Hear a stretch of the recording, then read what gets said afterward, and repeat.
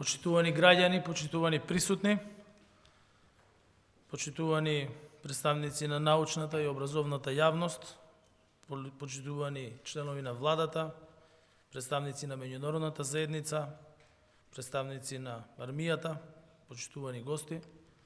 Најдобар начин да се одаде должна и искрена почит кон безвременското просветителско, обединувачко и духовно дело со кое не задолжи патронот на македонската култура, Свети Климент Охридски, е да се продолжи Свети Климентовата мисија.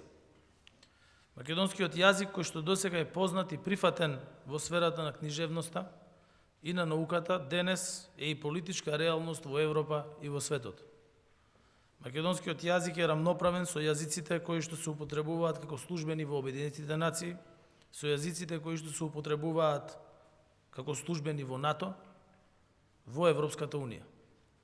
Ова значи дека македонскиот јазик е еден од официјалните јазици во светот. Успеавме минатата година на македонски јазик да биде потпишан првиот меѓународен договор со Европската Унија. Истовремено започна преведувањето на севкупното европско законодавство на македонски јазик. Со тоа македонскиот јазик за прв пат во многувековните заложби за негов рамноправен третман го поставивме на рамноправно рамниште со јазиците на 27-те земји членки на Европската Унија. Ова постигнување што го направивме со меѓународното прифаќање и признание на македонскиот јазик е од суштинско значење, бидејќи конечно покажува безрезервно меѓународно признавање и прифаќање и на нашиот посебен македонски национален и културен идентитет, што представува вековен аманет на нашите предци. Македонскиот народ, како и сите други заедници, деловите на други народи кои живеат во Република Северна Македонија, со својата богата и значајна традиција, историја и култура, се наоѓаат на патот за обединување во европското семејство на народите. А денес и Македонската православна црква Охридска архиепископија, како наследничка на древната Охридска архиепископија, се впишува како автокефална, еднаква црква со другите сестрински цркви, еднаква со сите канонски православни цркви во светот. Еве вака достоинствено и преку дела се остварува и заложбата на Свети Климент Охридски. Секое време си бара лидери и ја искушува вербата со истреност и макотрпен труд. И низ такви искушенија поминал и Свети Климент, кога се зафатил со просветителска дејност, поради што доживувал и осуди и прогонства. Но не се откажал. Обстојал во намерата за образовно и духовно просветлување на словените и на другите заедници, на македонската почва, но и во тогашната Европа, со силната верба дека постигнувањето на оваа света цел е можно. Така тој се издигнува во една од најзначајните личности за македонската писменост и е меѓу првенците на европската обединувачка идеја. Ја основал и Охридската книжевна школа, каде на глаголско, а потоа и на кирилско писмо се преведувале бројни книги и записи, а се изучувале книжевноста, ботаниката, агрономијата, фармацијата, медицината. Со тоа Охридската книжевна школа станува и првиот своевиден балкански и европски универзитет, речиси 2 века пред првите официјални универзитети во Европа – Болоња, Оксфорд, Кембридж, Сорбона, Краков и други. Подоцна оваа школа прераснува во еден од најголемите и највлијателните културни и образовни центри, од каде се шири писменоста.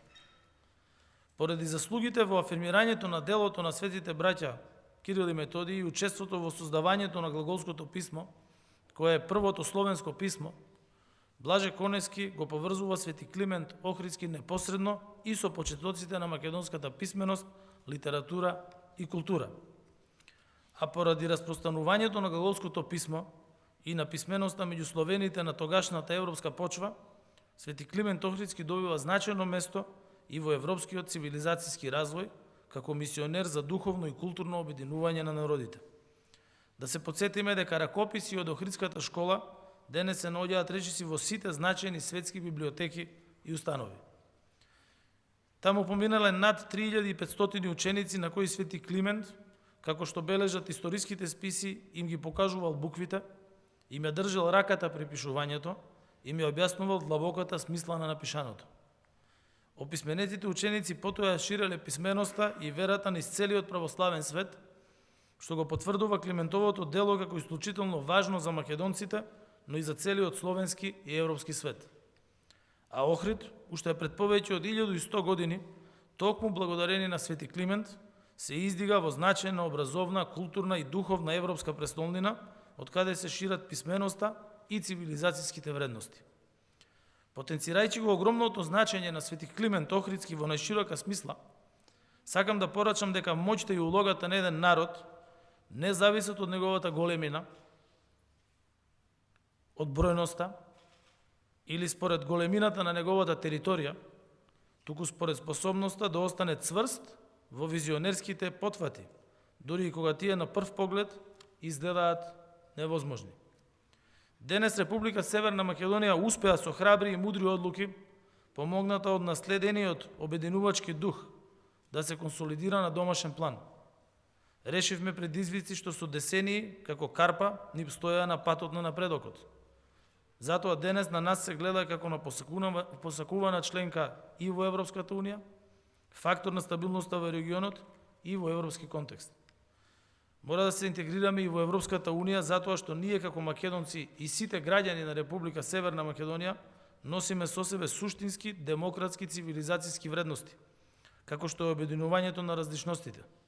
И едноставно ги заслужуваме европските интеграции. Перфидно и штетно е граѓаните да се збунуваат со лажни заплашувања во однос на македонскиот идентитет, кој што никој никогаш низ вековите не успел, ниту некогаш ќе успее да го побие. И убеден сум дека ваквите обиди се веќе препознаени од мнозинството граѓани и многу скоро, но и за секогаш ќе се најдат на буништето на штетниот и опасен лажен патриотизам.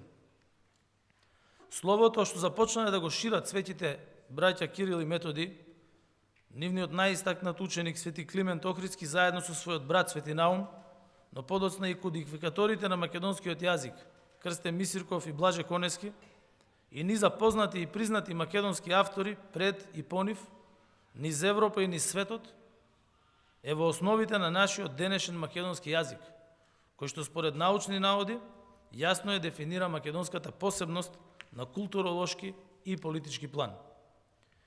И повеќе не се зборува само за јазикот на македонската култура, јазикот на македонската литература или јазикот на Блаже Конески, јазикот на Матеја Матевски, туку за целиот свет ние сме македонска држава со посебна македонска култура и со свој македонски јазик. И тоа е реалноста. Заштитата на македонскиот јазик и култура значи континуирана грижа и еманципација на македонскиот јазик. Во богатиот фонд на оваа национална библиотека, каде денес се наоѓаме, има над 3 милиони библиотечни единици, чии корени досегаат до делото на се словенските просветители, светите браќа Кирил и Методий. Патронот на Националната и универзитетска библиотека Свети Климент Охридски, знаејќи го значењето на пишаниот збор, ја формирал првата манастирска библиотека во манастирот Свети Пантелеимој во Охрид, со што станува и основоположник на библиотекарството на овие простори. И ние сега чекориме и по овие негови стапки. Како влада, минатата година, во најкризната година поради светската економска и енергетска криза, успеавме да реконструираме 2 од 5 кубуси на покривот на библиотеката, која што е од национално значење и заслужува темелна заштита во согласност со современите стандарди. Воедно со будзички средства во Институтот за македонски јазик овозможивме трајна заштита на околу 5 милиони записи со стари македонски текстови, како дел од нашето духовно богатство, а некои од нив датираат дури и од 14 век. Започнавме со формирање на Центар за промоција на македонскиот јазик во село Љубојно. Поддржавме дигитализиран толковен речник на македонски јазик и правопис на македонскиот јазик во дигитална форма. А меѓу низата активности за заштита на македонскиот јазик е и поддршката на донесувањето нов закон за употреба на македонскиот јазик. Јазикот е нашата целокупна татковина, ни порача Конески. А како што вели Мисирков, за среќа, има и македонска национална култура и историја, и тој факт го вооружува македонскиот народ со непобедливо оружје во неговата борба за човечки права и за слободен национален живот, како рамноправен член на бројот на културните народи. Нека ни е честит и вековит државниот празник Свети Климент Охридски. Нека е честит патрониот празник на бројните државни институции и установи што го носат името на овој наш просветител и духовник. И нека е честит денешниот празник и на Македонската православна црква Охридска архиепископија, чиј патрон е Свети Климент Охридски, првиот словенски епископ на овие простори на југоисточна Европа. Во оваа насока ќе завршам со зборовите на Свети Климент Охридски. Тргај се од злото и чини добро, кои што во денешен контекст повеќе од кога било се значени за светот, што има потреба од добрина, честност, љубов, разбирање и разум. Ви благодарам за вниманието и нека е честит денот.